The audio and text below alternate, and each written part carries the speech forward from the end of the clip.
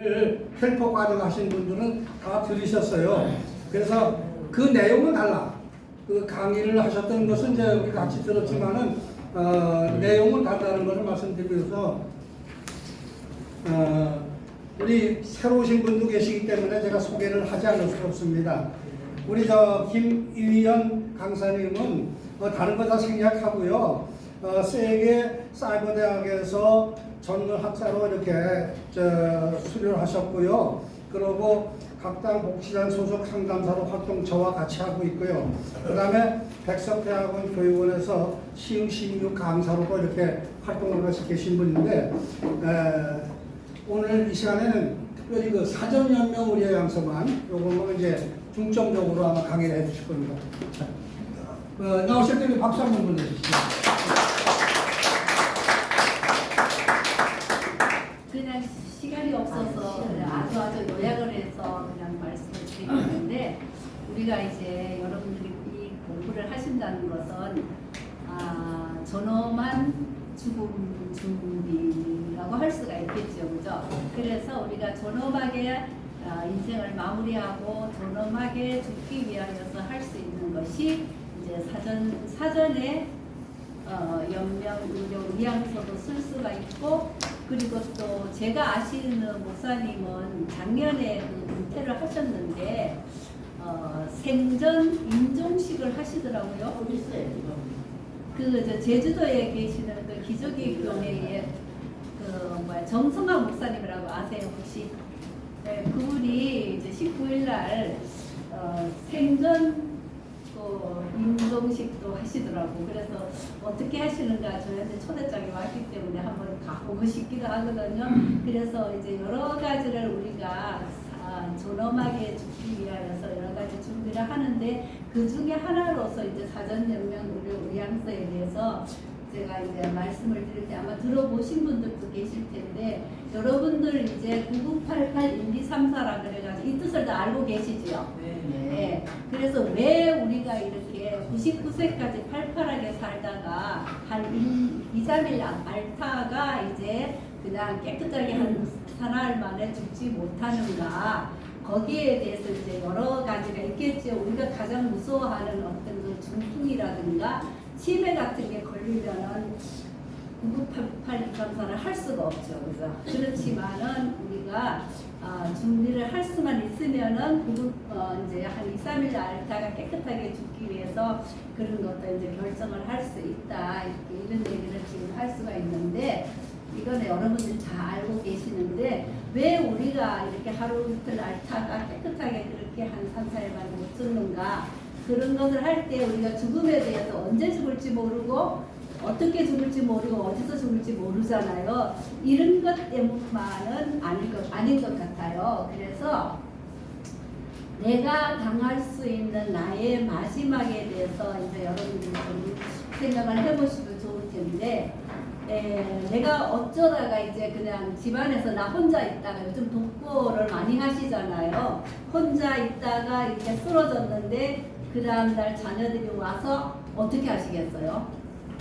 나는 쓰러져서 정신이 없으니까 119를 싣고 갈 수밖에 없지요. 가서 이제 병원에 가서 이제 중환자실로 이제 들어갈 수 없는 이런 것을 당할 수 있는 나의 마지막도 될 수 있는데, 이럴 때 나는 어떻게 내가 처리가 될까, 이런 것도 좀 생각해 봤으면 좋겠는데, 사람들은 누구나 다 그냥 익숙한 환경에서 주변 정리를 잘 마치고 이제 존엄과 존경을 유지한 채로 가족과 함께 사랑하는 사람들이 지켜보는 데서 이제 고통 없이 편하게 죽는 것을 다 원하잖아요.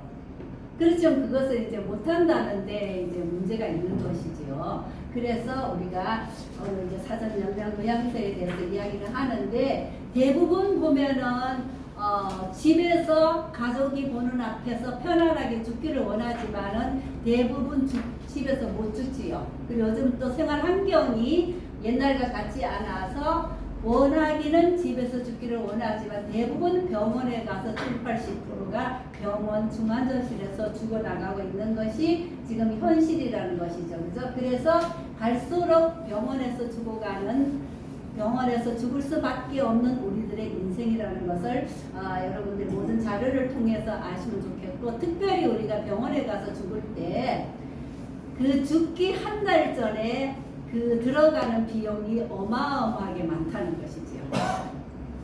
어떤 분들은 평생 병원비, 의료비를 죽기 한 달 전에 다 쓰고 가실 수도 있다.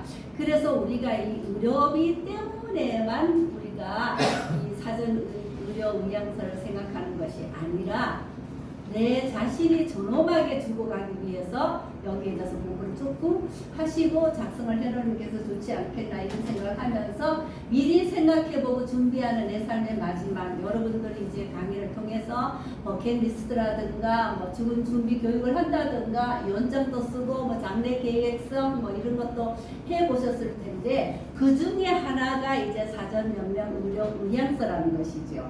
그래서 내 삶의 마지막을 생각해야 되는데, 이 사전연맹 의향서라고 하면은 단순히 자식들에게 어떤 재산 경제적인 부담을 줄까봐, 그리고 또 그 내 스스로 어떤 그 막 그냥 정신도 없는 상태에서 그냥 살아갈까봐 이런 걱정을 많이 하시는데, 이 법이 생겨진 가장 중요한 문제는 이 중환자실에 가서 의식도 없고 또 아니면은 부자연스러운 상태에서 그냥 호수를 꺾고 심폐소생술을 하면서 온갖 그러니까 생명 연장을 위해서 여러 가지 장치와 이 모든 것을 받다 보니까 환자 자신이 괴롭다는 거죠.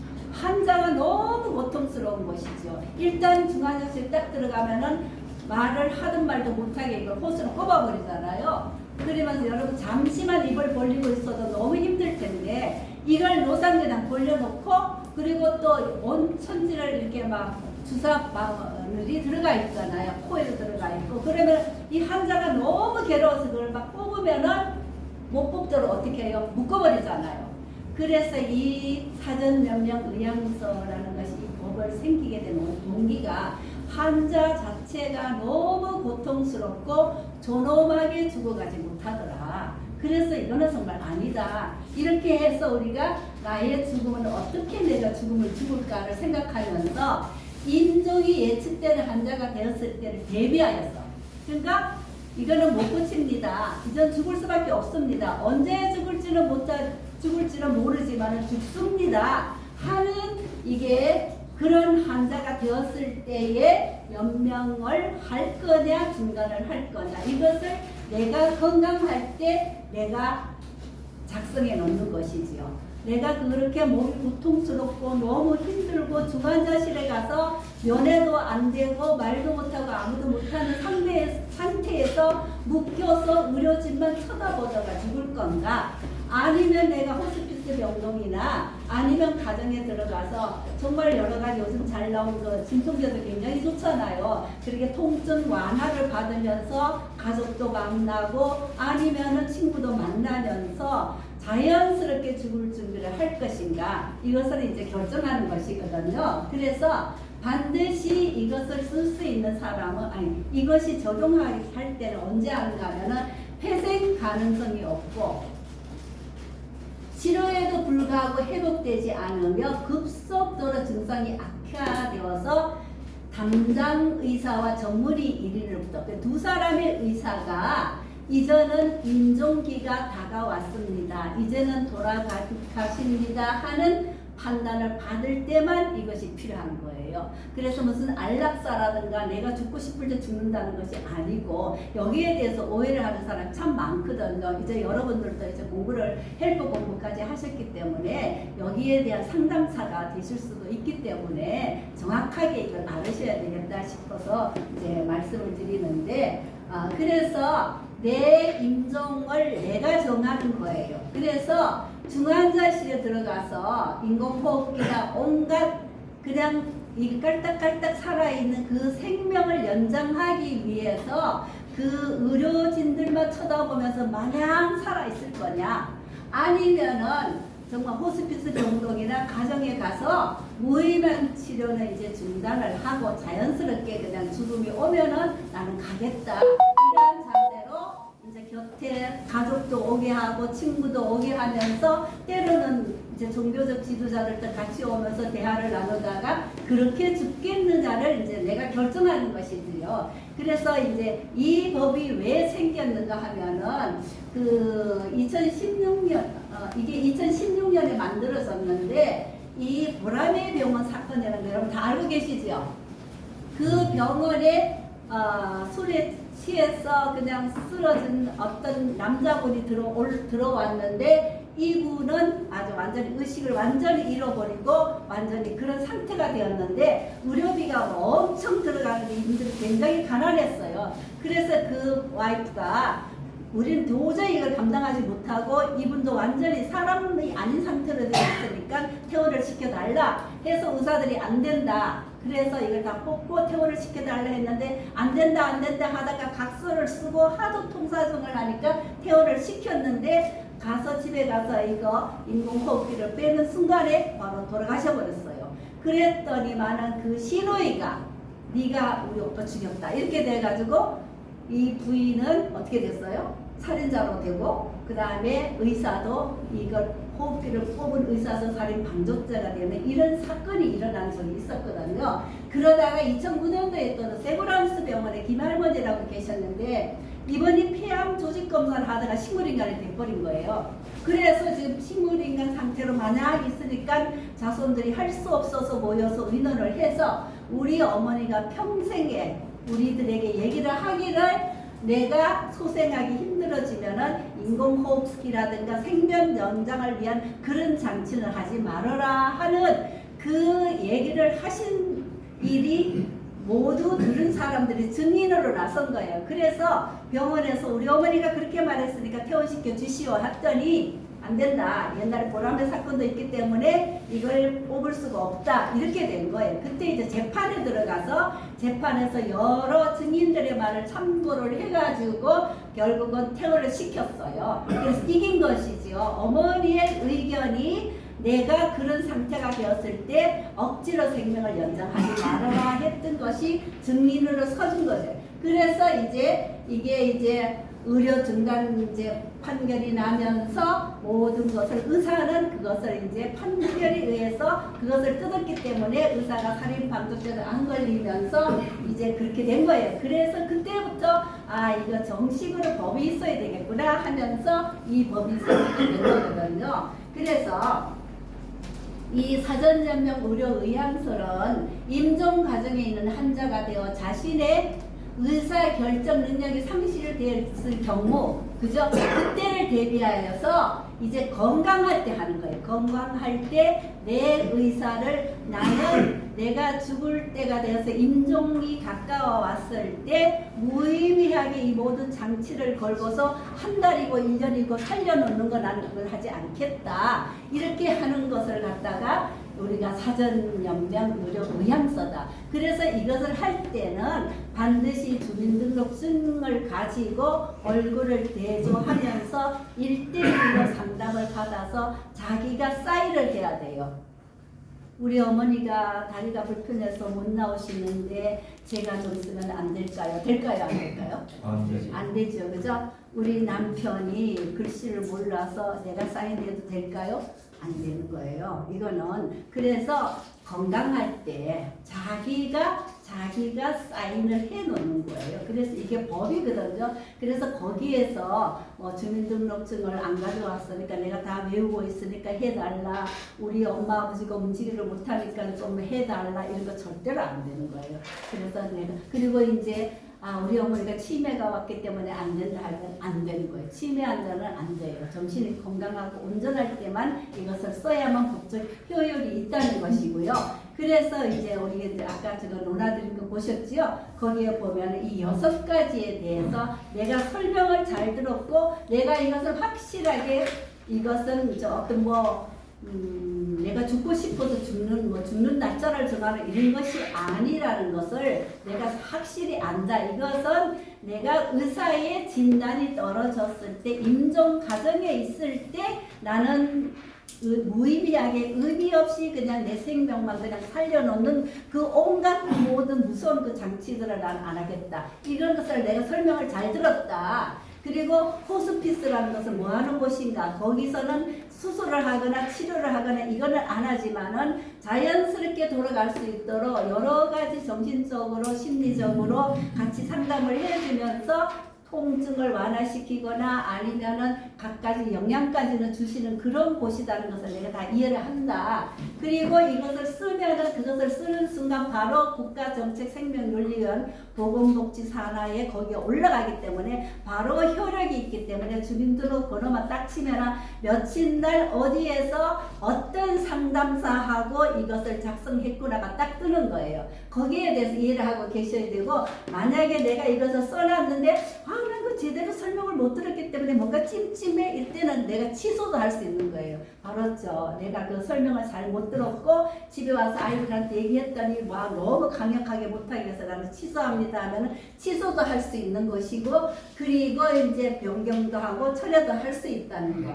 그리고 우리 기간이 만약에 부천 여기서 했다면 이 기간이 폐쇄가 된다 하여도 이것은 효력이 있다는 것을 이제 체크를 해준, 내가 설명을 잘 들었고 내가 잘 이해하고 내가 거기에 동의합니다 하고 체크를 해야 되는 거예요. 그리고 이제 이것이 이제 무효가 되는 경우가 있는데 본인이 아까 말씀드릴 때 본인이 직접 하지 않았거나 그 다음에 또 이제 병원에 가서 또 의사하고 또 연명 계획서를 쓰는 경우가 있어요. 그럴 때는 이거는 안 하고 그게 우선된다는 거. 그리고 자발적인 의사에 따르지 않고 딸이 시켜서 설득을 해서 그냥 강요를 해서 그래서 썼습니다 하면 이거는 효력이 발휘되지 않는다는 것이고, 그리고 이제 여러 가지를 내가 잘 모르지만은 누가 하니까 따라서 했습니다 이런 것도 안 된다는 거. 그래서 여러 가지를 여러분들이 확실하게 설명을 들으시고 내가 이해를 했을 때 이것을 할 수 있다는 것이고요. 그래서 임종 기간을 어떤 그 연장을 하기 위한 그 모든 것들, 그러니까 내가 너무 이게 끼고 있어서 너무 고통스럽고 너무 힘들지만은 그냥 살아있는 것을 연장하기 위해서는 하는 것을 그걸 내가 거부한다. 나는 그건 하지 않겠다. 이런 뜻이거든요. 그래서 이제 존엄사도 아니고 이것은 어떤 뭐 안락사를 시켜달라는 것도 아니에요. 대부분 보면 사전연명 의료의향서 쓰셨나요? 하면 그거 안락사요. 이러는데 안락사 아니에요. 존엄사도 아니고 이거는 사전에 나는 의미 없이 내 생명을 연장시키기 위해서 중환자실에 가서 고통스럽게 그 모든 장치를 하지 않는다는 거예요. 이해되시죠? 그래서 확실하게 그것을 해 주셔야 돼. 그래서 이것이 나는 그냥 빨리 죽고 싶다 하니까 나를 빨리 죽여주셔 해서 하는 것도 아니라는 것이라는 거죠. 그죠? 그래서 이것은 19세 이상 누구나 정신이 건강하고 깨끗할 때 작성할 수 있으며, 그 다음 어떻게 하는가 이제 우리가 의향서를 작성을 하면은 이제 사전 의료의향서 등록기관에서 복지부로 넘어가서 그것이 기록이 된다는 거. 그리고 작성을 아까 여기 6개에다 체크를 하고 호스피스 의향이 있습니다. 거기 체크를 하시고 본인이 직접 사인을 한다는 거. 그 얘기들은 의향서 그거지 이제 알려드리는 거예요. 그래서 이것을 마지막에 열람 반응을 해야 돼요. 우리 자녀들이나 나를 담당하는 의사가 내가 의식이 없더라도 나의 주민번호를 치기만 하면은 이것을 열람할 수 있게끔 몇 월 며칠 날 이분이 연명을 하지 않겠다고 의사를 밝혀놨구나 하도록 열람 반응이 굉장히 중요해요. 여기다 사인을 하시고 그리고 하면은 되는 거거든요. 이것은 이제 임종 과정이 예측되는 환자. 네, 그때 이제 정보 시스템에서 우리가 써놓은 것을 열람을 해보고 그래서 이것을 이분은 연명을 원하지 않는구나 이게 될 때에 그걸 중환자실에 가서 그 장치를 하지 않고 자연스럽게 돌아가시도록 하게 한다는 거, 이것을 이해하시면 되겠고요. 이것을 상실하는 거 아까 말씀드렸죠. 본인이 직접 하지 않았거나 그 다음에 강제적으로 했거나 무슨 여러 가지 설명을 제대로 듣지도 않고 뭐가 뭔지는 모르지만 그냥 딸이 하라고 했어요. 이렇게 될 때는 법적 효력이 없다는 거 이렇게만 알고 계시고요. 그래서 이제 이것을 변경을 하고 싶다 아니면 내가 철회를 하고 싶다 할 때는 그 상담사한테 얘기를 하거나 등록기관에 얘기를 하거나 아니면 홈페이지를 통해서 직접 거기다가 자기가 그 의사를 밝히면은 철회도 될 수가 있다는 거 이해되시죠? 정말 너무 빠른 거예요. 네, 그래서 지금까지 한 22년 5월 달에 130만인데 지금은 한 170만 명 정도가 이것을 써놨다고 하더라고요. 네, 그렇게 하고 이제 이분들도 다 사전정렬 무료 요양서를 각 땅에 와서도 쓰시고 우리 상담사를 통해 쓰시고 이제 그렇게 하실 분들입니다. 아시죠? 누구십니다. 네, 그래서 자 여기까지 제가 좀 너무 달렸습니다. 네, 됐죠? 제가 너무 급하게 해서 뭐 이해 못하시는 거 선생님, 뭐 물어볼 게 있는데요. 네.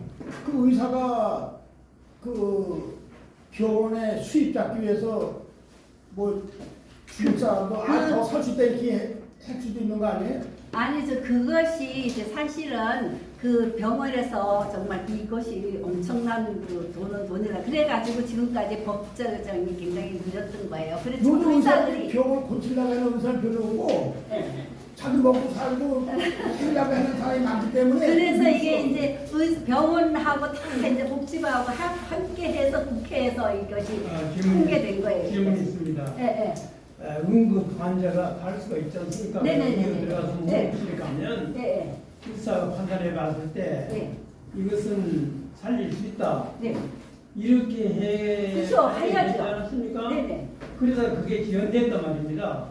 그러면 중간에 가가지고 다 이제 치료를 하다가 하다가 예. 안 되겠다. 안 되겠다, 못 고치겠다. 예. 이분은 죽을 수밖에 없습니다 예. 하는 진단이 떨어져야 이 연명을 하지 않는 그건 거예요. 의사가 쓰신 이 분. 의사가 판단하는 그런 게 있습니까? 그렇죠. 아. 의사가 담당 의사와 그 전문 의사가 봤을 때 이분은 고생할 수 없고 이제는 어떻게든 못 고친다. 가망이 없다. 그때부터 진단이 떨어졌을 의학가 때 의사들은 중간장치를 일단 넣었잖아. 저희 아버지도 그랬거든요. 네. 그런 상황에서 말씀도 하시고 다 했는데 보름 동안 그냥 막 완전 얼마나 고통을 당하다 가셨는데 네, 그래서 네. 이 법이 생긴 것이 환자의 존엄성이 아니 없어진다. 그러니까 제가 네. 지금 네. 모든 것을 다 의사가 다 기부를 달았지 않습니까? 네, 네. 보통을 하고 있지 않습니까? 네네. 살리는 치료를 거예요? 위해서 다는 거는 되는데 치료를 위해서 이분을 아니 고치기 그냥 위해서 예. 치료를 위해서는 다르다가